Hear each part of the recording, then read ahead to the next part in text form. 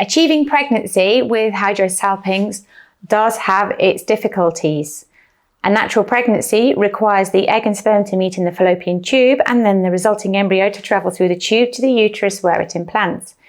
If hyrdosalpinx is present, the egg and sperm are severely infected in the ability to meet, and the implantation of the embryo is also affected. If the hyrdosalpinx is bilateral and both tubes are blocked, the woman will have to resort to IVF in order to get pregnant, as this involves the fertilization of the sperm and egg outside of the body, and then the embryos will be transferred into the uterus, thereby avoiding the need for the fallopian tubes.